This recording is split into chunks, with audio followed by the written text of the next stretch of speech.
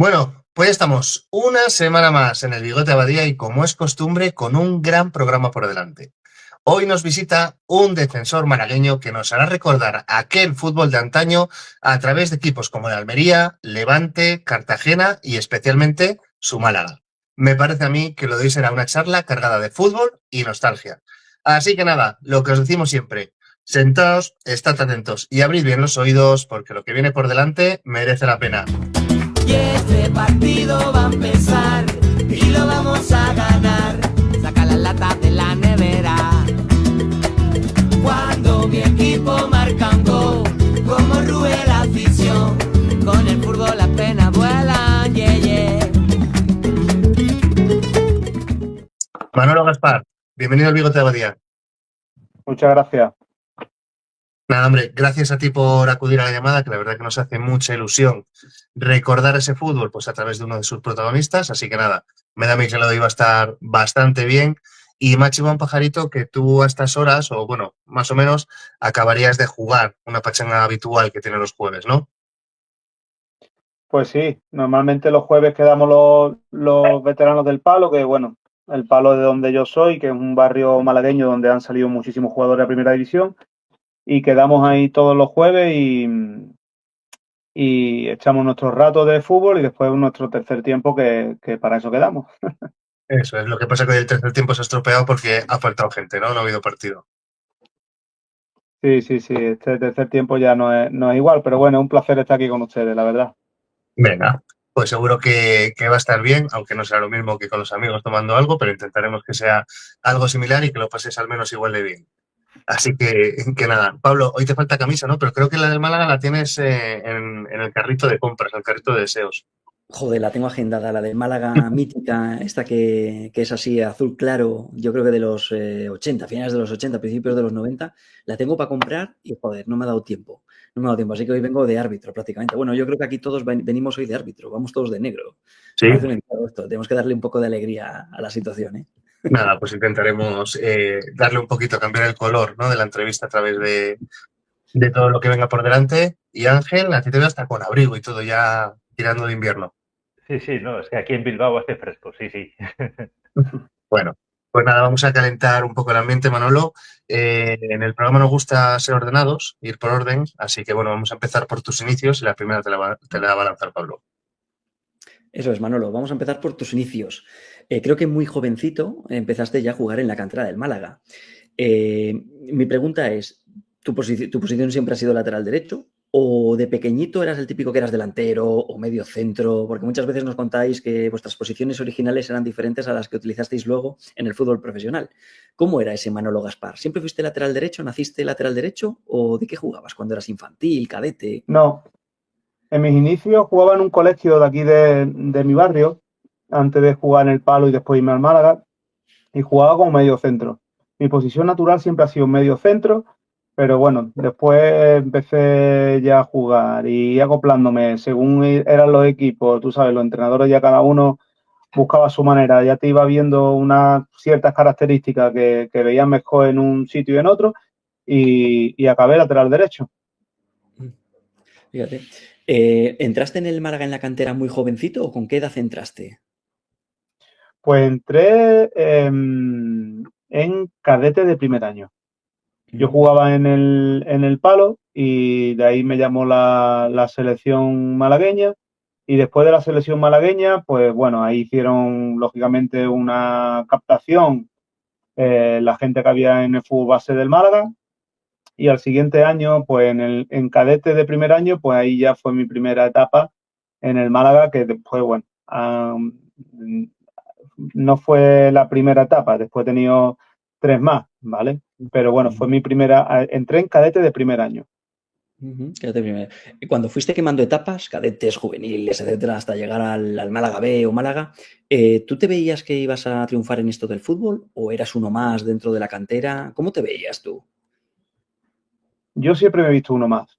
O sea, no he visto en mí unas grandes virtudes como para poder comer del fútbol. Es más, mi vida iba para otro sitio, ¿no? Buscándome la vida como podía y demás.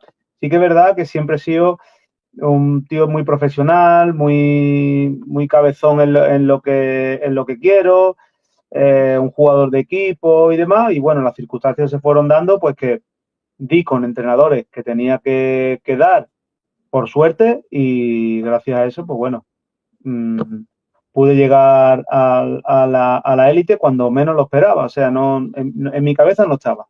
Si te soy sincero, era un sueño, pero yo he coincidido con compañeros que ellos sí se veían ya en la élite. Yo nunca me he visto ahí y han sido pasos cortos pero firmes y al final, pues cuando te quieres acordar, pues ya está ahí. Ujú. Luego quiero llegar a la temporada 2002-2003, estás en el Málaga B y aquí hay un ascenso en el que coincides de segunda B a segunda, coincides con míticos como Alex Geijo, Alexis Ruano, aquel mítico defensa central, estás con Coque, Nacho, el portero Calatayud, quedáis segundos y ascendéis de segunda B a segunda. El entrenador era Antonio Tapia. ¿Qué importante fue Tapia tanto en tu carrera como en ese ascenso? ¿Cómo era Tapia de entrenador? Antonio Tapia es la clave de que yo haya llegado, y no solo yo, sino casi todo ese equipo que estaba ahí. Fue un maestro. O sea, Antonio Tapia era un visionario y trabajaba aspectos del juego que después se daban. Era práctico y echábamos muchas horas. Al ser un filial y ser gente joven que bueno, empezaba y demás, Antonio Tapia no reparaba en horas de entrenamiento. Horas tácticas, o sea, entrenamientos tácticos de 2 horas que no sudaba, pero eran 2 horas, el equipo parado, iba a pasar esto, iba a pasar, y al final pasaba. Antonio Tapia fue la clave para que ese equipo subiera y para que de ese equipo saliera un montón de jugadores hacia la élite y muchos de ellos pues a triunfar, ¿no? Entonces, es verdad que se dio una camada de muy buenos jugadores con un entrenador propio para ese equipo. Y subimos bueno, llegamos a segunda vez invitados porque el Granada perdió la plaza y ese año pues disparamos y subimos. Pero todo gracias a Antonio Tapia.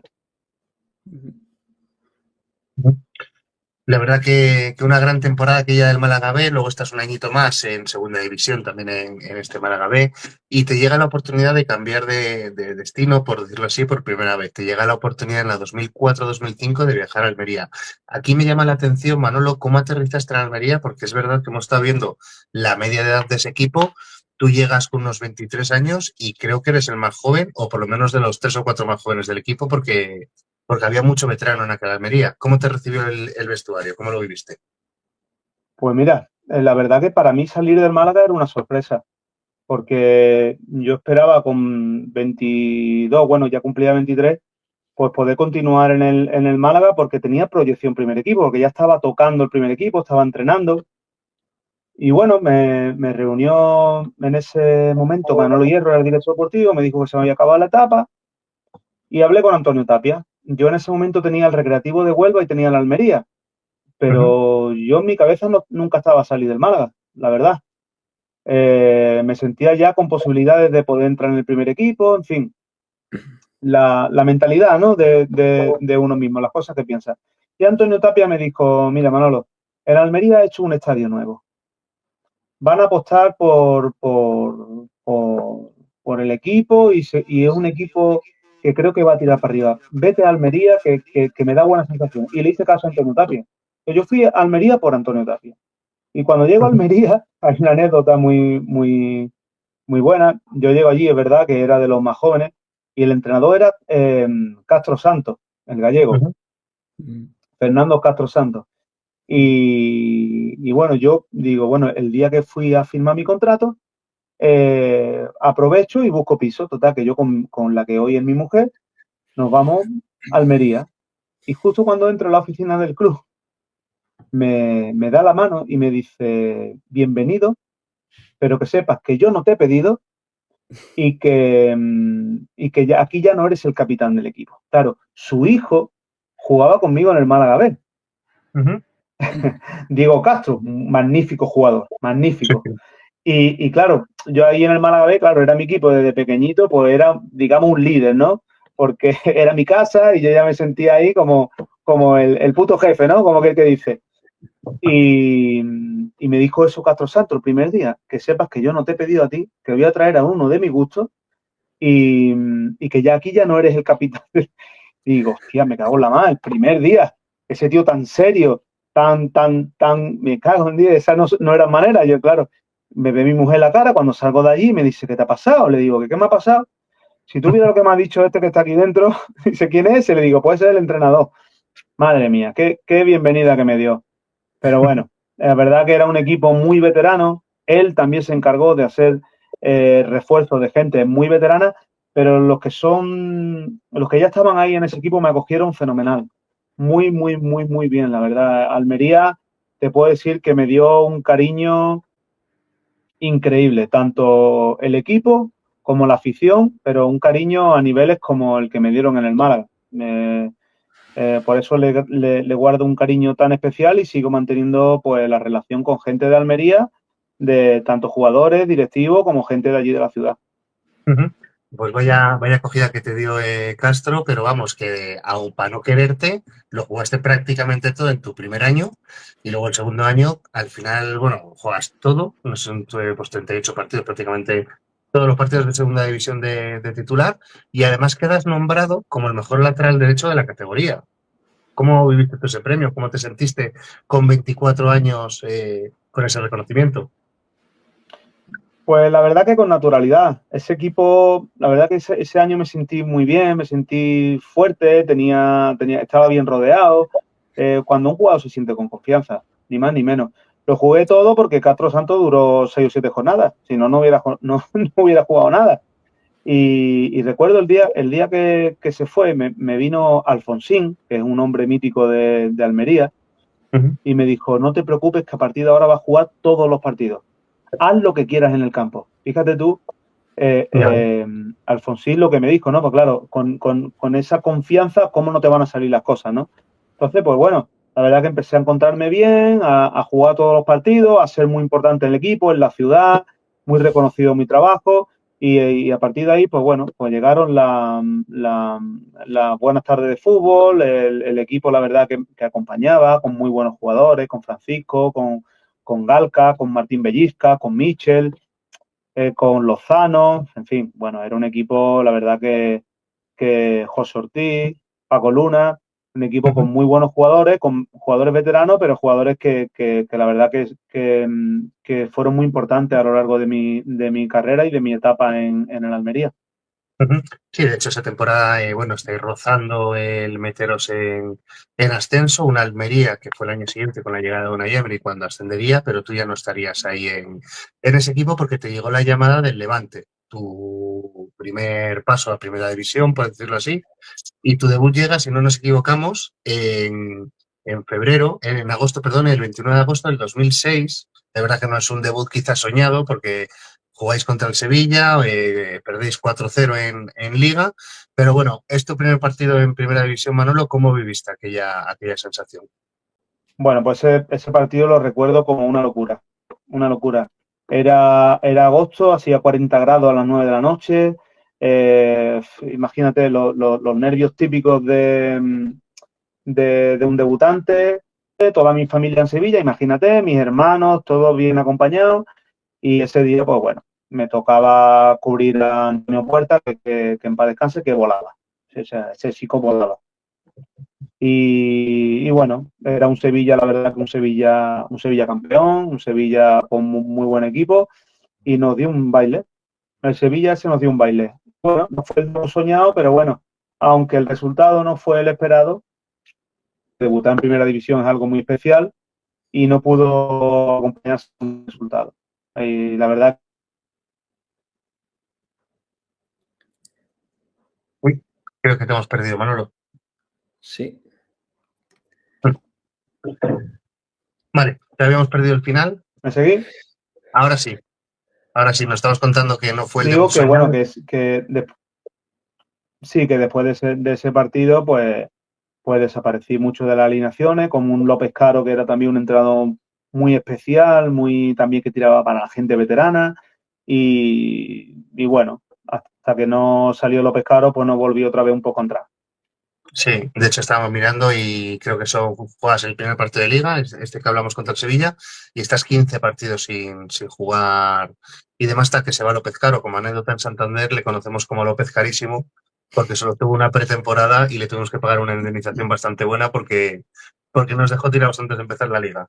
Pero bueno, por compensar un Sí, poquito este debut, que es verdad que el Sevilla pasó por encima, un gran Sevilla por aquellos años, me gustaría traerte a la memoria pues un 4 de febrero del 2007 y el escenario pues era nada más y nada menos que el Santiago Bernabéu. Ahí ganáis 0-1, juegas tú aquel partido, no sé si te acordarás, me has puesto un poco cara sí. de hacer memoria, pero entiendo que ganar el Bernabéu no es para olvidarlo fácil. ¿Cómo viviste tú aquel partido, el asaltar, ¿no? al Real Madrid en su casa? Bueno, recuerdo ese partido, la verdad que lo recuerdo muy bien. Veníamos muy mal, necesitábamos una victoria y no íbamos a pensar que íbamos a sacarlo en el Bernabéu, ese Real Madrid fue campeón de liga y fue un Madrid de récord de puntos. Después, Ujú. bueno, después vinieron más récords de puntos con el Barcelona de Guardiola y demás, pero recuerdo ese partido, claro, un partidazo que lo guardó para siempre, bueno, para ganar en ese estadio contra ese equipo que bueno, había jugadores impresionantes, tienes que tener primero un buen día y después mucha suerte, que fue Ujú. lo que nos pasó a nosotros. Y recuerdo que Damiano Tomasi pisó el área, llegó Makelele por detrás, lo barrió y Salva Ballesta metió el gol de penalti. Bueno, a partir de que metiéramos el gol de penalti, imagínate, los 11 colgados del larguero, Rubiales pegando patada por un lado, Frederic Deu igual, y no sabíamos ni por dónde venía. Pero Ujú. bueno, sacamos el resultado y nos venimos para Valencia y a partir de ahí empezamos a remontar y milagrosamente nos salvamos. La verdad es que para aquello entonces el Levante era un club muy complicado, con Pedro Ujú. Villarroel, con cómo estaba gestionando el club, muy, muy, muy complicado. Y bueno, a partir de ese partido me acuerdo una pañolada increíble de la afición de Santiago Bernabéu a sus jugadores. Recuerdo a Fabio Capello en el túnel de vestuario casi agarrando al árbitro. Bueno, eso fue una locura. Ya luego, Manolo, en el 2008 llegas a Málaga otra vez, vuelves a Málaga.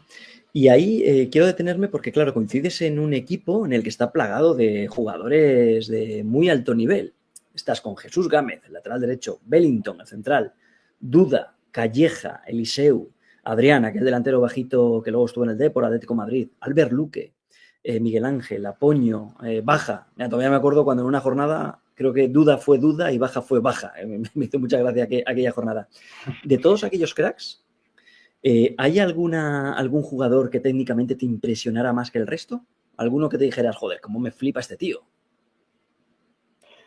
Bueno, yo siempre lo digo, quitando a Duda, que Duda es un mago, Duda es un jugador, una leyenda, ha jugado mundial. Yo de mi carrera como futbolista, yo creo que no he visto nada igual que Apoño. O sea, Apoño es un jugador completísimo, que tiene todo. O sea, tiene todo. Tiene personalidad, tiene toque de balón con las dos piernas, es agresivo, tiene juego aéreo, maneja los tiempos del juego. O sea, yo no he visto una cosa igual nunca, ¿vale? He jugado con muy grandes jugadores, en contra de muchísimos jugadores, pero yo lo que le vi a ese jugador no se lo he visto a nadie. Entonces, claro, Apoño es era un jugador de Atlético de Madrid para muchos años, para mí, para mi gusto.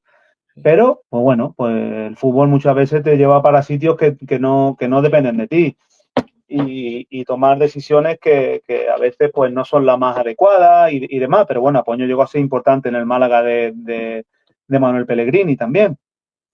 Pues te digo, de ese equipo, de los que más me impresionara, Apoño, que es de los que más impresionó de mi carrera, y Adrián. Adrián cuando llegó del Deportivo y empezó a entrenar, yo en el primer entrenamiento miré a Fernandito, que ahora es ayudante de Manuel Pellegrini en el Betis, le dije, Fernando, ¿de dónde ha salido este tío? Que no lo podemos parar, o sea, era imparable. Adrián era imparable, una arrancada y unas cosas que yo decía, madre mía, porque bueno, Albert Luque ya lo conocíamos, a Wellington también, a Nabil Baja igual, ¿no? Pero yo Sí, decía, este chaval, ¿de dónde ha salido? Era un animal, o sea, una auténtica bestialidad. Bueno, después, bueno, ha tenido la carrera que ha tenido, ¿no? claro. Claro, 2 años después llega al Málaga pues gente de un nivel mucho más alto de lo que había. Empieza a venir Julio Baptista, Willy Caballero, el portero, de Michelis, Rondón, el entrenador Manuel Pellegrini. ¿Cómo viviste ese aterrizaje de tanto crack, esa transición en el que el Málaga empieza a convertirse en algo muy grande? ¿Cómo viviste ese año? Pues la verdad es que fue un año de locura. Fue un año de locura porque desembarca el Jeque en el club. El club tiene una metamorfosis muy grande, pero y muy rápida, todo a la vez. Empezamos con un entrenador portugués, Gesualdo Ferreira, con Nuno también de segundo, y llegan a venir jugadores muy raros, jugadores brasileños, jugadores que se salían de nuestro radar, ¿no? Por así decirlo, pero no eran jugadores de muy alta calidad. Se ve que bueno, no estaban muy bien asesorados, demás. Total, que no vienen los resultados. No vienen los resultados, no vienen los resultados, y de buena primera se va Gesualdo Ferreira y llega Manuel Pellegrini.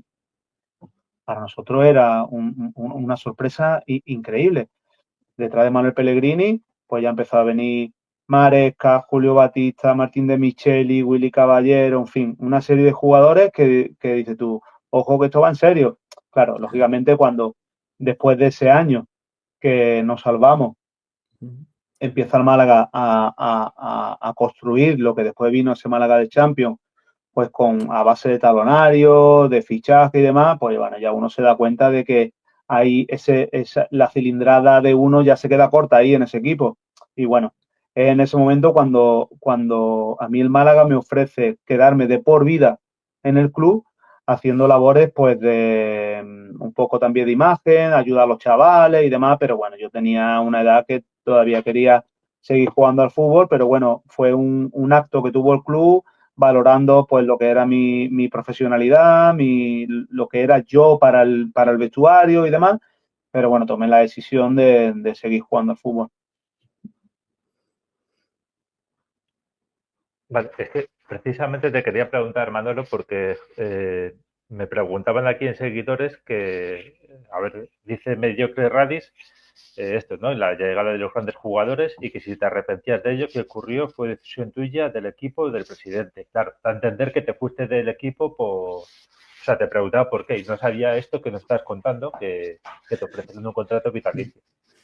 Vale. Y luego, Sí, te quería preguntar, porque después de tu salida del Málaga fuiste al Cartagena, donde tienes una mala experiencia porque descendéis de segunda a segunda B, y luego vuelves al Palo, que es el equipo de tu infancia, y donde vuelves a coincidir con Antonio, con Apoño, que has hablado maravillas de él. Imagino que esas temporadas ya serían de disfrutar, ¿no? Jugar en casa con tus amigos, ¿no? Y un broche de oro a tu carrera. sí, la verdad que eso fue, bueno, tuve una etapa en Chipre, en Olympiacos de Nicosia, antes de volver al Palo, porque bueno, después de la mala experiencia en Cartagena, pues fue una desgracia porque teníamos un muy buen equipo, pero no supimos adaptarnos, no fuimos un equipo, tampoco el entorno era el adecuado, en fin, cuando se junta esa serie de cosas que los equipos inexplicablemente se van al descenso, pues yo me quedo en el paro esperando a algo que me llamara la atención y no salía. Total, que bueno, salió algo de Chipre, fui allí, tuve una experiencia de algunos meses allí, bueno, una experiencia enriquecedora, un fútbol pues de muy bajo nivel, ahora sí que es verdad que ha crecido bastante, y después pues me voy al Palo. El Palo era el equipo de mi barrio, donde yo crecí como jugador, donde todavía había muchos amigos míos de la infancia jugando y me hacía feliz, la verdad. Me hacía feliz volver, estar con ellos, aportar mi experiencia y bueno, y eso hice. Y la verdad que han sido de los años más bonitos de mi carrera en cuanto a disfrutar del fútbol y pude ayudar pues, a muchos compañeros a poder desarrollarse también como jugadores y poder, bueno, pues, y me sirvió para disfrutar de su compañía y poder retirarme, pues, donde empezó todo. Uh-huh. La vuelta de los orígenes. Y después, precisamente, vuelves también al Málaga, donde comienzas haciendo pues funciones de scouting y entras en la Secretaría Técnica, que por entonces era el director deportivo José Luis Pérez Caminero. Al final el Jeque pues decide prescindir de Caminero y entras en una terna de candidatos a sustituirle, ¿no? Junto con Luis Helguera y Corona. Deciden que seas tú el director deportivo interino, ¿no? Eras como un parche, digamos, para unos meses que se convirtieron en 3 años y medio como director deportivo. Me gustaría saber, Manolo, cómo es ser director deportivo de un Jeque. Un señor que creo que era caprichoso, ¿no? Porque te pedía ni más ni menos que a Balotelli y a Isco estando en segunda. ¿Cómo recuerdas esta etapa? Lo del Jeque no tiene sentido ninguno. Lo del Jeque no tiene sentido ninguno. Bueno, yo entré al Málaga en la Secretaría Técnica con Mario Usillo. Mario Usillo era director deportivo en aquella época y yo pues compaginaba jugar en el Palo y por las mañanas iba a ver fútbol allí a la Rosaleda, seguía mis ligas y en fin, yo me tiré 3 años como scouting hasta que, bueno, pasa Arnau, vuelve otra vez Mario Usillo y termina con Caminero. Ya con Caminero ya fui secretario técnico, ya di un pasito más y tenía un gran control del mercado pues, y también de las negociaciones, ¿no? Caminero me dio mucha libertad, la verdad que me ayudó mucho al desarrollo y bueno, cuando sale Caminero hay una revolución, era Víctor Sánchez del Amo el entrenador y Víctor me pide que bueno, que dé un paso adelante, que le ayude con los fichajes, porque bueno, el control del mercado y todo el trabajo de filtrado de jugadores y de negociaciones lo tenía yo y lo hacía yo. Y bueno, no había nadie, era un momento en el que había un vacío muy grande en el club, en el que el Jeque, que ya no pisaba Málaga, había metido un americano a gestionar el club, que el americano no sabía ni dónde estaba, que no controlaba el límite salarial, que no sabía nada de control económico, que no tenía relaciones con la liga, que nada es nada. O sea, no sabía de fútbol nada. Y bueno, pues entonces estábamos Víctor Sánchez del Amo y yo al frente de un club que iba a la deriva. Después de que pasó lo de Víctor Sánchez del Amo con ese famoso vídeo, pues me quedé solo. Me quedé solo con el americano y el americano solo sabía decirme cosas tonterías. O sea, tonterías. Que si el Jeque quiera Balotelli, que Isco no juega en el Real Madrid, seguramente quiera venir al Málaga porque es muy del Málaga. Y yo decía, madre mía, ¿dónde estoy yo metido, no? Total, que ahí empezaron, pues bueno, a reunirse con otros directores deportivos que lógicamente cuando vieron cómo estaba el patio, pues era una locura. Y bueno, ahí empezamos. Yo decidí que tenía que ser Pellicer el entrenador. Después de Víctor Sánchez del Amo, tuve que reunirme con un montón de entrenadores que no sabían ni dónde estaba Málaga. Y bueno, una cosa llevó a la otra y fue Pellicer el entrenador. Pues Pellicer hizo una gran labor. Después, pues bueno, ya vino la administración judicial y ya pues todo lo que vino después. Y yo te quería preguntar, ¿cuál es la situación más complicada que te tocó gestionar como director deportivo? Porque hay varias, ¿no? Por ejemplo, el plantón de Ontiveros, ¿no? Que lo tenía hecho con el Málaga y no se presentó a la firma de contrato. ¿Hubo alguna otra que no sepamos? Difícil eran todos los días. Todos los días era una cosa diferente. Date cuenta de que yo no era solo el director deportivo, yo era la imagen, yo me tenía que reunir con los políticos, me tenía que reunir con los patrocinadores, me tenía que reunir... O sea, yo estaba solo. Solo es solo. Por eso al final también acabé quemándome. Y 2 ERES, un ERE de jugador, un ERE de empleado, después otro más. En fin, eso fue una supervivencia. El año de las 18 fichas, que casi desaparecemos, pero bueno, hicimos un equipo con un límite salarial de segunda B o menos.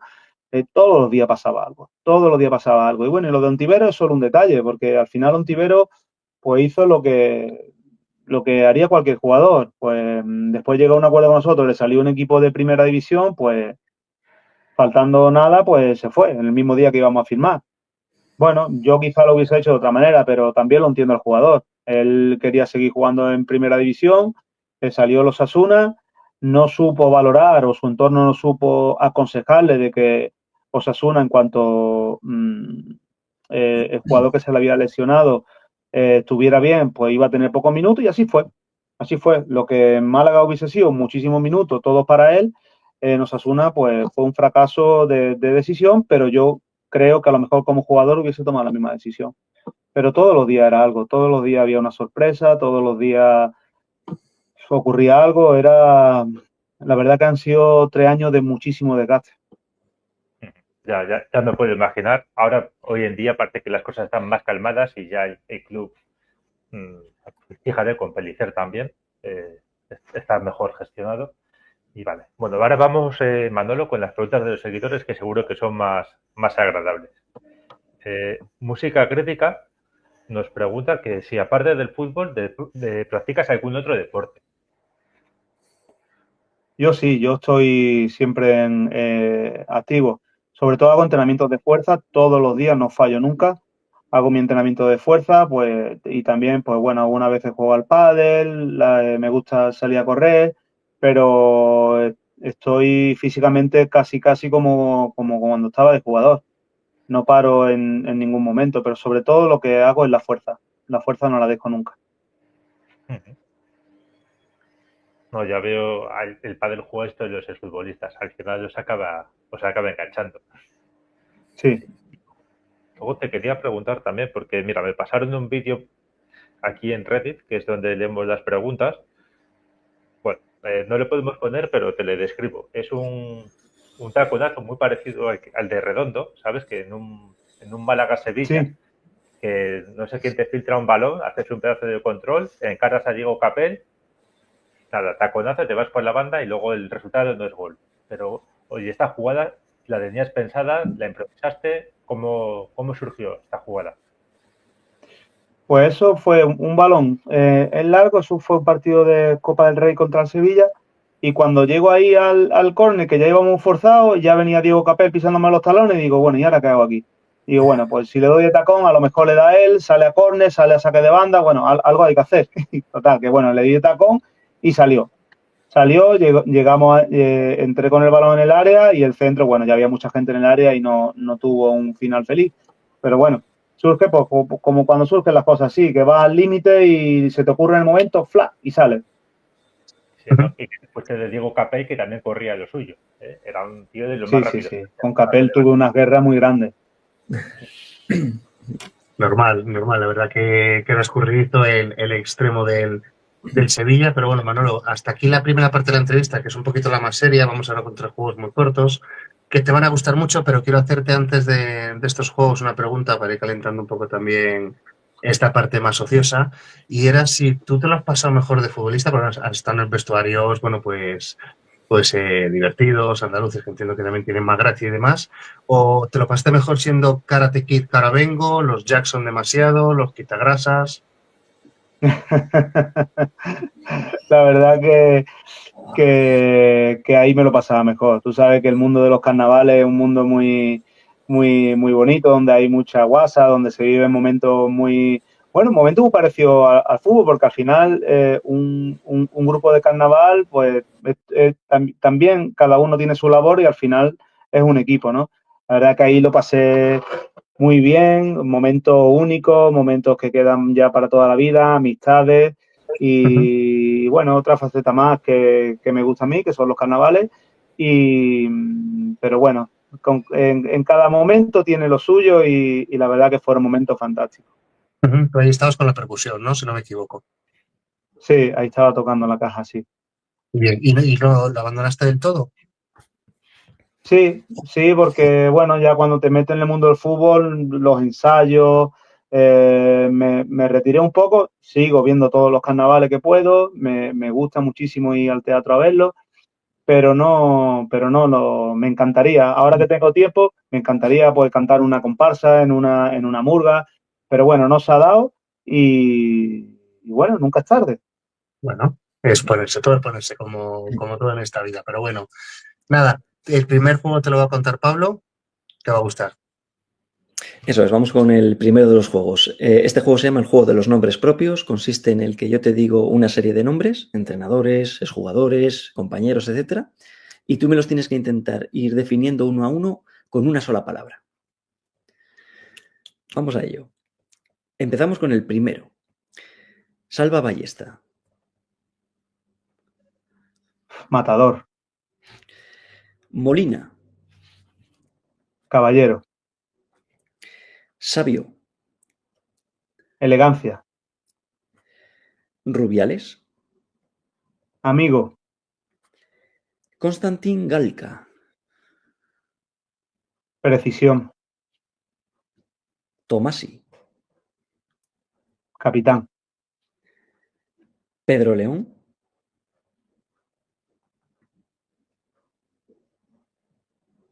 Pedro León tenía todo. Completo. Manuel Pellegrini. Ingeniero. Y por último, Julio Baptista. Una bestia. Bestia. La bestia Batista. No, la verdad que lo has Sí. bordado porque has dicho una palabra, no todo el mundo lo hace así de bien, ¿eh? Vamos a repasar un poquito todos los nombres que hemos hablado. Vamos a empezar por el rumano Galka. Hemos entrevistado a mucha gente del español que coincidió con Galka. ¿También la pegaba el rumano? Que si era tan buena la pegada. Sí, ¿la pegaba también Galka? Increíble. Increíble. Es verdad que en la época que yo ya jugué con él ya iba para atrás, pero en él vi al primer gran profesional del fútbol. O sea, de cuidarse del detalle, de la alimentación, de todos los entrenamientos, del estiramiento, del calentamiento, de todo hecho a nivel profesional. Yo cuando llegué a la Almería, es verdad que era un equipo veterano, pero nivel profesional que yo viera esta persona es top en ese sentido. Ese era Galka. ¿Sabes? Claro, yo llegué, yo era muy alocado, ¿sabes? Entonces chocábamos mucho por eso, porque yo decía, pero bueno, y él, la verdad que me intentaba pues hacer ver la importancia del estiramiento, de todo lo demás, y después en el campo era una maravilla. Es verdad que bueno, ya no era, le costaba más el girarse y demás, pero donde ponía el ojo ponía el balón. Eso para mí fue un shock del primer jugador de una gran calidad que yo pude coincidir con él de manera habitual. Uh-huh. Ahora vamos con Savio Bortolini. Coincidiste con él en el Levante. Hemos entrevistado a muchos laterales derechos y siempre sale como el extremo rival más complicado de marcar. Muchas veces sale Savio, Reyes, Vicente, pero Savio sale muchísimo. Tú lo has tenido que cubrir en los entrenamientos con el Levante, seguramente. ¿Era tan complicado marcar a Savio? Sí, pero bueno, pasaba igual. Savio ya cuando llega al Levante no era el Savio que nosotros habíamos visto, era ya un poquito más conservador, ya le costaba más pues las arrancadas. Es verdad que cuando tenía un buen día eso no había manera de pararlo, ni con un palo lo paraba, porque era muy habilidoso, tenía un tren inferior muy bajito y tenía salida por los dos lados. En fin, era un jugador de un altísimo nivel. Pero ya cuando llega al Levante no era un jugador que estaba muy motivado, le faltaba esa motivación para poder sacar su magia. Era un club con muchísimos problemas y todos los días había un problema y él es una persona muy tranquila, muy amable y siempre pues muy bien hecha, ordenada y llegar a un club, un jugador de esa categoría y encontrarse con que cada día había un fuego diferente, pues estaba muy desmotivado. Pero es verdad que cuando cogía la pelota en los entrenamientos se veía algo diferente, algo de jugador de figura. Y claro, es que lo era. Uh-huh. Luego vamos con otra figura, Salva Ballesta. Era tan bestia Salva porque nosotros lo tuvimos en el Racing y cuando se ponía de barrera se abría de piernas, o sea, no tenía ni coquillas en las zonas nobles. ¿Cómo era Salva? ¿Era tan animal? Salva es corazón puro, Salva es un toro. Salva daba igual, él decía, tú echa el balón al área, que yo me encargo del resto. Es que con él era tan fácil el fútbol que tal cual como te lo estoy diciendo, parece algo muy rudimentario, pero es que él es rudimentario. Es así, tú lo veías encarar al portero y no sé cómo le daba, pero el balón daba 40 botes y entraba a gol. Y el balón tú lo metías en el área y daba igual cómo metiera en el área, él iba a rematar, de una forma u otra iba a rematar. Y es un ganador nato, o sea, eso es, Salva es, pues eso, es pura fuerza, pura rabia, es un toro. Salva es un toro, da miedo. Uh-huh. Vamos a hablar de otro toro, de otra fuerza de la naturaleza. Cuando entrevistamos a Aitor Ocio, nos dijo que tanto el propio Aitor como Javi Navarro en el Sevilla estaban todo el día en el gimnasio. Y luego veían aparecer a Baptista por allí y dicen, joder, si este no coge una pesa y mira cómo está. O sea, el doble que nosotros. ¿Cómo era Baptista en los entrenamientos, en el día a día? ¿Era tan espectacular luego jugando? ¿Cómo era Julio? Sí, sí. Todo lo que hacía Julio era espectacular. Era espectacular. El hecho de verlo delante ya impone.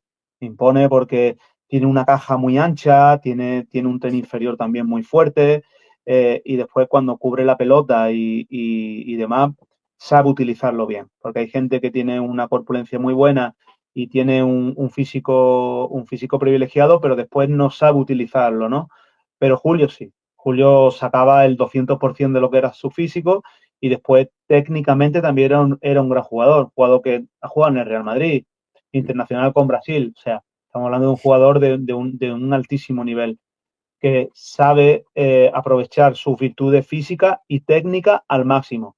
Entonces, cuando lo ves de jugar, es una locura. Imagínate que hubo un momento que arriba jugaba Julio Batista y Rondón.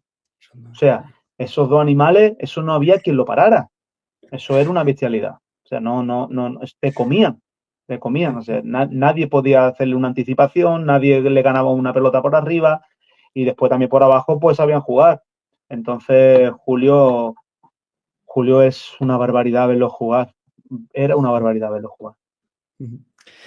Luego, ¿tú qué haces todos los días fuerza? ¿Tú crees que Baptista levanta más que tú a día de hoy? ¿O cómo te ves comparado con Julio? Sí, sí, Julio se entrena, ¿eh? Julio lo vino hace mucho y está impecable también.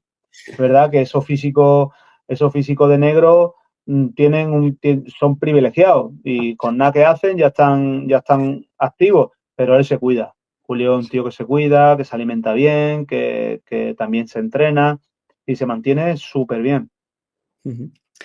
Luego vamos con Damiano Tomasi, capitán. Venía del calcio italiano, de ganar títulos además con la Roma y ser un jugador importante en la Roma. ¿Cómo era Tomasi en ese vestuario? ¿Era tan líder? Tomasi lideraba desde la tranquilidad. Era un líder que no se hacía notar mucho, pero es verdad que cada vez que hablaba el vestuario se callaba. Ya no sé si es por la experiencia que ya traía, no sé por qué, pero es verdad que solo su presencia se hacía notar, ¿vale? Él hablaba de manera tranquila, no se metía en charcos que no tenía que meterse, o sea, él iba a lo importante. Y después dentro del campo era un ejemplo. Entonces, si Tomasi, que venía de la Roma, de ganar títulos, era el primero, venía la presión, todos teníamos que ir a la presión. O sea, era nuestro ejemplo. Dentro del campo era nuestro ejemplo. Y por eso era un gran capitán.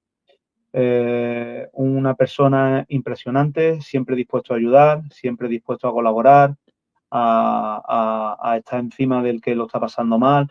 En fin, un líder de los que da gusto coincidir y personas que dan gusto conocer. Entonces, Damiano es una persona increíble, de los que me llevo en mi carrera como en el top 10. Luego Manuel Pellegrini llegó en tu última temporada en el Málaga con toda la constelación de estrellas, jornada 11 creo que fue cuando llegó el chileno. ¿Cómo era entrenar en el día a día con Pellegrini? No sé qué métodos tenía, era un tipo tranquilo, parece ser, no sé si luego cambiaba en el vestuario de puertas adentro, pero ¿cómo era Pellegrini? Pues Pellegrini también es una persona como Tomasi que él solo llena. O sea, Pellegrini tiene un aura diferente. Es una persona muy tranquila y con las ideas muy claras de lo que él quiere. Él llegó en un momento muy complicado del Málaga, en el que no sacábamos resultados, que el equipo era un equipo bueno, pero no era de una característica como para poder desarrollar el juego que Manuel le gusta. Pero del primer día quiso implantar su modelo de juego. Cuando llegó Manuel al Málaga, fue un antes y un después en la manera de entrenar, por lo menos para mí. Unos entrenamientos exclusivamente dirigidos a tener la posesión del balón, a defender con una línea alta y un trabajo de línea milimétrico, nos daba unas claves muy claras y las entrenábamos con su preparador físico, José Cabello, que hacía un entrenamiento al milímetro perfecto. O sea, eso era la profesionalidad hecha entrenador en el cuerpo técnico. O sea, eso era una maravilla. Y después, bueno, los resultados al principio no se dieron, pero él decía, hubo un día que decía, si tenemos que descender, vamos a descender jugando a lo que yo diga, no a lo que quiera la gente. Pues claro, la gente cuando tú tienes la pelota, pim, pam, pum, y no progresa, pues porque no te da la calidad o porque el rival es mejor, empiezan los nervios y la gente hay que tener personalidad para querer la pelota, para tenerla, para volver a intentarlo y no pegarle para arriba. Pues él llegó y dijo, si tenemos que descender, vamos a descender como yo digo que se juega aquí. Y así empezamos a coger confianza y empezamos a sacar partido y a ganarlo. Y al final nos salvamos, pero Manuel, como entrenador, como fútbol, yo no he visto una cosa igual en mi carrera. He tenido muy buenos entrenadores que me han aportado muchas cosas, que a lo mejor en una balanza, a lo mejor no en fútbol, pero sí en ver los partidos y demás, pues lo pueden igualar. Pero como fútbol y así, Manuel, eso ha sido, vamos, yo tenerlo medio año, para mí ha sido un privilegio. Uh-huh. Luego vamos con Rubiales, una persona que ha dado muchas controversias en los últimos años, pero quiero irme al Rubiales jugador, con el que compartiste vestuario en el Levante. ¿Cómo era Rubiales? ¿Tú lo veías ya, joder, este tío es un líder de vestuario, este va a ser presidente de una organización o algún ente importante? Madre mía, ¿cómo era Rubiales? A ver, yo ahí no pensaba que iba a ser tanto como ha llegado, ¿no? Pero Rubiales era líder. Y además que predicaba siempre con el ejemplo. A Rubiales no había por dónde cogerlo. O sea, no le pillabas en nada. Era un buen profesional, era un buen compañero, era un buen tío de club, era un buen capitán, era un buen líder. La verdad que Rubiales es de las mejores personas que yo me he encontrado en el mundo del fútbol. Demostrado en los momentos malos. En los buenos siempre está todo el mundo. Demostrado en los momentos malos. Y bueno, es lo que te puedo decir de Rubiales. La verdad que en el juego pues éramos muy parecidos. Éramos los dos puro corazón, coraje, agresividad, 4 pulmones.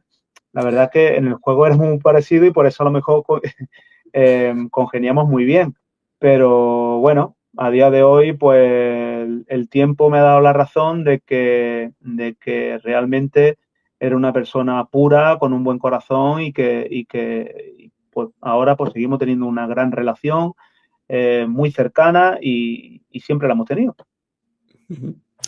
Vamos ahora con Pedro León, tipo de una calidad inmensa que jugó en el Madrid, coincidiste con él también en el Levante. ¿Cómo era ese tío tan fino y con tanta calidad técnica? ¿Era tan bueno? Era demasiado. Pedro León, cuando controlaba el balón, separaba el juego. Separaba el juego porque tenía esa finura, ese timing tan perfecto, tan elegante, tan bonito de ver, que era alucinante. Es verdad que también nos tocó vivir una época en el Levante muy mala, en el que él tampoco era protagonista, le costó mucho y estaba muy desaprovechado. Pero Pedro León igual, también es una persona que no una persona que tenga un gran carácter, es más un tío tranquilo, pausado, que le gustan las cosas a fuego lento, y era un club que estaba mal organizado desde abajo arriba y así no se puede rendir. Lógicamente, después cuando salió Pedro León de allí, pues fíjate la carrera que ha hecho, ¿no?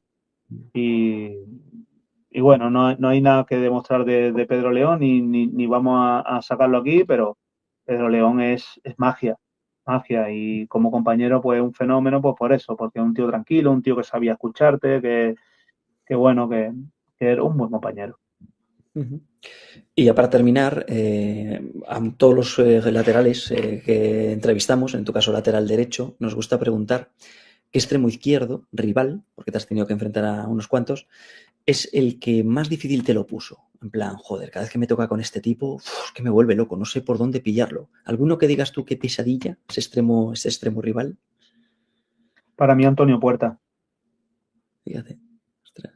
Antonio Puerta no fui capaz de cogerlo por ningún lado. Por ningún lado. He enfrentado a Robinho, a Reyes, yo qué sé, a un montonazo de jugadores. Pero Antonio Puerta no podía pararlo, porque era potencia, era zancada, era habilidad, era todo. Era todo. Le pegaba patadas, da igual, no pasa nada. Y ante eso, pues bueno, era imparable. Para mí era imparable. Fíjate. Era imparable sin el VAR. Imagínate con el VAR. Con el VAR ya sí que no hay quien lo pare. Porque hoy en día el VAR está hecho para que los delanteros puedan disfrutar. Y una cosa, Manolo, antes de pasar al siguiente juego. Tú jugaste en tu última temporada en el Málaga, te enfrentaste contra Messi, contra Cristiano en la misma temporada. Es verdad que en los dos partidos, bueno, pues el resultado fue abultado en vuestra contra, pero dentro del campo, ¿quién de los dos te impresionó más? Impresionarme Cristiano. Lo que es impresión al verlo y al notarlo cerca, Cristiano. Porque realmente Messi se mueve por todos lados, andaba más. Es que tú veías a Cristiano que iba al 150% en todas las acciones del juego. Entonces, claro, eso te impresionaba mucho también por su físico, ¿no? Un tío alto, fuerte, se le iba la vida en todos los balones. Y quizá Messi es algo más natural, o sea, es algo como que no pasa nada. Dámela, que yo salgo por aquí, por allí, y algo tan natural que tú lo ves con una naturalidad que dices, bueno, es sencillo porque no se esfuerza. Y Cristiano no, Cristiano tú veías cómo se esforzaba y iba al máximo y te chocaba y te metía y te miraba mal. Y, ¿sabes? Ese hambre que... Por eso me impresionaba más Cristiano. Quizás porque Messi lo hacía con tanta naturalidad y con tanta facilidad que tú decías, si es que no le cuesta, ¿sabes? No te impresionaba tanto porque le salía natural, o sea, es magia. Entendido. Dale, Ángel, si quieres. Vamos con el siguiente juego, Manolo. Se llama Cortitas y al pie. Son una serie de preguntas cortas que te voy a hacer y la respuesta no tiene por qué ser. ¿De acuerdo? Sí. Bueno, vamos con el primero. Una camiseta que hayas cambiado con un rival y que guardes con especial cariño. ¿Sabes qué? Que yo me cambiaba las camisetas con la gente que yo conocía, ¿sabes? Con mis amigos. No me gustaba cambiarme camisetas solo me cambiaba camisetas con jugadores porque mis hermanos me lo pedían, ¿vale? Mi hermana me pedía camiseta de Puyol, de Sergio Ramos, de ese tipo de gente, y yo me la cambiaba y se la regalaba. Con especial cariño, pues de Joaquín, cuando estaba en el Valencia, estaba yo en el Levante, en el Valencia, en un derbi nos la cambiamos, y te diría alguna en concreto de todos mis compañeros que he tenido y te engañaría porque todas me hacen especial ilusión. Quizá un poco más así la de Joaquín, pues por la figura que es, ¿no? Y porque también jugó luego en el Málaga y demás. Pero la verdad que guardo con gran cariño la de todos mis compañeros por igual. La siguiente. El estadio que más apretaba. Un estadio que te impresionara por su ambiente. El Sánchez Pizjuán. La siguiente. Un mote por el que te conocieran tus compañeros. El Gato. ¿Y eso del Gato por qué? Como decía el Gato, no sé por qué. Si por los ojos claros, por el gato, y se quedó el Gato. Y el Gato, y en mi principio el ruso. El ruso, Manolo Ruso también me lo decían porque tenía el pelito rubio, los ojos claros y parecía igual que mis hermanas y parecía un extranjero. Pero después el Gato. Yo había visto en Wikipedia Pitbull y Scotty. ¿No? Me imagino que sí, eso me lo decía Andrés Montes cuando empezó a hacer los partidos. Me decía el Pitbull y Scofield. Estaba todo el día así diciéndome cosas de ese tipo. Y por eso a lo mejor en Wikipedia o por ahí pone algo de eso. Vamos con la siguiente. Bueno, como estamos en Halloween, te voy a preguntar ¿quién daba más miedo? ¿Santi AK7 o Martín de Michelis? ¿Con quién no meterías ¿Quién? la tierra? ¿Quién daba más miedo? Como estamos en Halloween, casi víspera de Halloween, ¿quién daba más miedo? ¿Santi AK7 o Martín de Michelis? ¿Con quién no meterías la tierra? Santiago 7, que era un gran personaje. Santiago 7 daba más miedo, sí. Santiago 7 daba más miedo. El menudo personaje, Dios mío. Buen central, internacional, con Perú. Qué grande, gran compañero también. Uh-huh. Ahora te quería preguntar, una anécdota con un árbitro.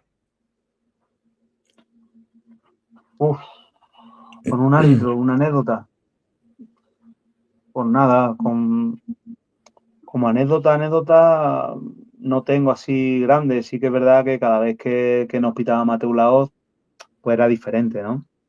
Podías hablarle, podías incluso discutirle la jugada. Él estaba abierto a que tú le discutieras la jugada y él darte su punto de vista y, o sea, era algo tan natural que no es una anécdota, pero sí que es verdad que no es algo normal, ¿sabes? Que un árbitro te permita el tener un diálogo con él dentro del juego, siempre con el respeto. Pero yo era de meterle mucha caña a los árbitros.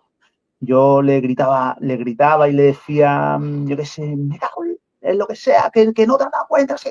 Y perdón, que se me va. Era así, y al final ellos encajaban bien, pero como Mateu Laoz yo no he visto una cosa igual, la verdad. Eso era como un compañero más, ¿sabes? Él hacía su trabajo con respeto, te daba su punto de vista, estaba abierto a que tú le dieras el tuyo y eso era una maravilla. Esa naturalidad dentro de un campo con la persona que tiene que impartir justicia, pues que muchas veces, aunque tú no estuvieras de acuerdo, tenías que comértela porque te convencía. Mateo, un árbitro dialogante. Venga, la siguiente. El compañero con el que más feeling tenías dentro del campo. No sé, un central con el que te compenetraras bien, un mediocentro que te cogiera el sitio cuando subías al ataque. ¿Quién sería? ¿Con quién te gustaba jugar? Con José Ortiz, extremo del Almería, capitán de la Almería. Él jugaba por delante y yo jugaba detrás y nos compenetrábamos de maravilla, pero de maravilla, es que no teníamos ni que hablarnos. Era mecánico, era una cosa que yo no he sentido nunca nada igual en un campo. Oye, eso que fue en tus inicios. Sí, sí. Venga, te quiero preguntar. El peinado este de crestas, no sé si te acordarás, que estabas rapado entero y aquí te dejaste un poco de cresta. ¿Esto qué fue? ¿Alguna apuesta que perdiste o por probar? ¿Cómo surgió esta idea? Pues mira, eso era que estaba pasando un mal momento, que no me encontraba, que dije, algo tengo que cambiar. Algo tengo que cambiar. Y como aquí adelante ya no tenía nada de pelo, le dije a Fernandito, le digo, Fernando, ¿eres capaz de hacerme una cresta? Y Fernando, claro, dice, por supuesto que te hago una cresta. Y claro, empezó a hacerme una cresta, con la maquinilla, me la dejó perfecta, me gustó, empezó a crecer y ahí la dejé. Y la verdad que se convirtió en en una seña de identidad mía y me gustó. Así que, bueno, a partir de ahí empezó la cosa a funcionar y mejor y ahí se quedó. Bien, un crack, Fernando, por cierto, también, ¿no? Hablamos de la calle de Apoño, pero es que Fernando también... Sí, Fernando Tremendo. es increíble. Impresionante. Quiero hablar también de otro gran jugador, un regateador. Mira, aquí es que te quería preguntar yo por una apuesta mía del Comunio en aquella época, que era Quincy Ogusu Abelli, jugador tremendo, de unas condiciones de regate, de velocidad, de explosividad y luego pues muy imaginativo, ¿no? Ostras, tú que entrenabas con él, talento desaprovechado, ¿qué le fallaba a este jugador, no? En los entrenamientos tendría que ser un espectáculo, me imagino. Sí, eso era imparable, eso era demasiado. Eso era demasiado. Pero le fallaba, pues, punto número uno, lo que le falla a ese tipo de jugadores es la mentalidad. La mentalidad. No tiene mentalidad de equipo. Tienen condiciones de jugador internacional en cualquier país. Y la toma de decisiones. O sea, siempre no se puede driblar. Siempre no te puedes ir de 4 jugadores, de 5 jugadores. Hay algunas veces que tienes que tocarla, correr y después encarar a 2 jugadores. Ese tipo de cosas que cuando uno tiene magia, quiere hacerla en todas las zonas del campo, no se pueden. Y yo creo que falta de lectura del juego y falta de mentalidad. Está clarísimo. Porque con esas características te ríes del mundo.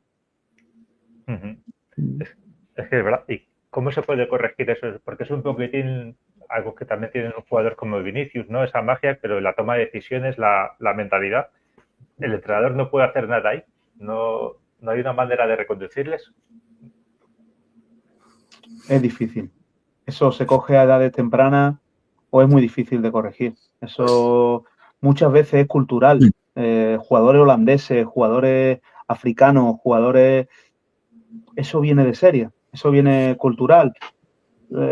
Estamos viendo ahora que como los jugadores marroquíes están dando un salto de calidad, pero porque la mayoría ya juegan en Europa. Entonces tienen el físico africano, tienen la calidad europea. Es una mezcla, es una bomba que por eso Marruecos va para arriba, va para arriba, va para arriba.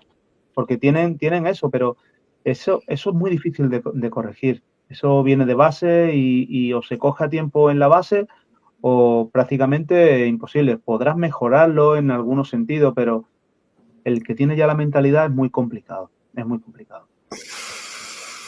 Estoy de acuerdo contigo porque los jugadores marroquíes siempre han sido así, pues muy gambeteros, ¿no? Como en su día, pues Adel Tarap y Bufal y varios jugadores así. Pero ahora estamos viendo en el Mundial Sub-20, por ejemplo, que Mama y el delantero, cuando los dos juegan uno en Famalicão y el otro en Watford. Y es lo que tú dices, que al jugar desde jóvenes en Europa, pues ya van perdiendo ese individualismo y van cogiendo más el juego colectivo, de posicionamiento, claro, táctica, y lo que tú dices, que Marruecos va para arriba, se vio en el Mundial y probablemente la evolución siga siendo ascendente, sí, sí. Seguro, sin duda. Un equipazo, me ha gustado mucho en el Mundial Sub-20. Y bueno, y ya por último te quería preguntar, por un capitán, hemos hablado de Rubiales y de Tomasi, ¿hay algún otro capitán que nos hayamos dejado, que fuera un ejemplo? Bueno, De Micheli fue capitán también en el Málaga y De Micheli era también un ejemplo por su experiencia y por su saber estar. Como capitán, yo creo que eso, Buda también, muy buen compañero.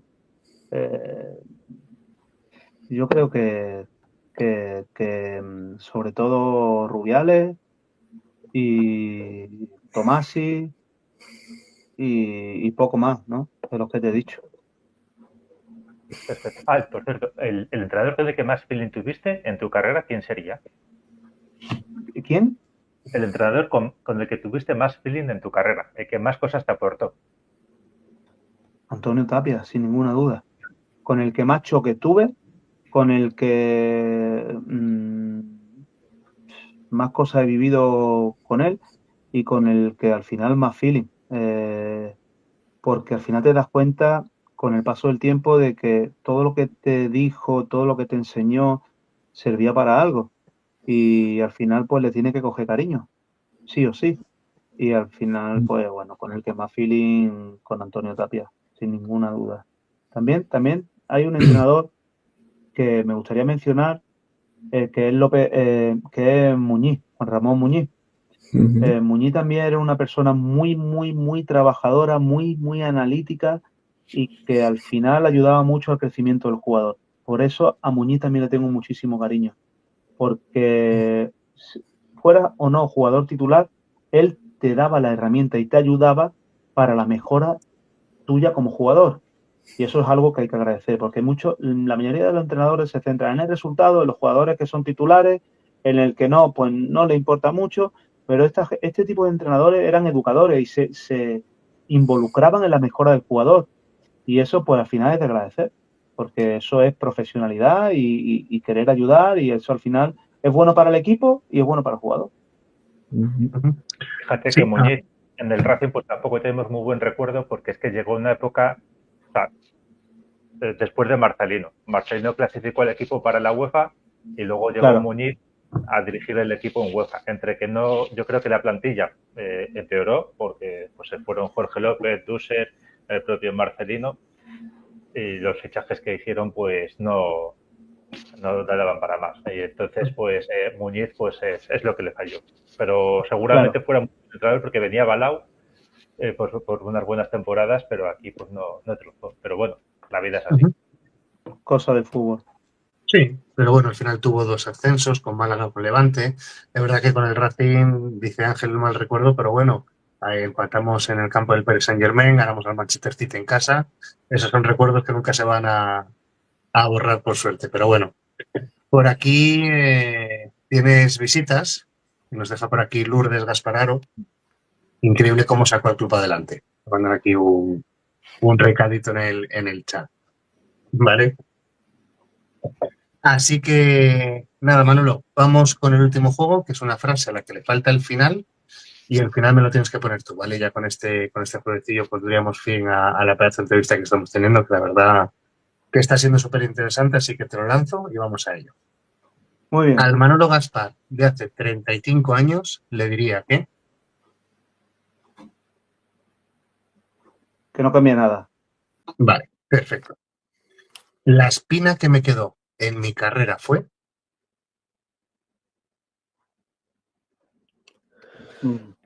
Retirarme en el Málaga. Vale. Al fútbol actual le sobra...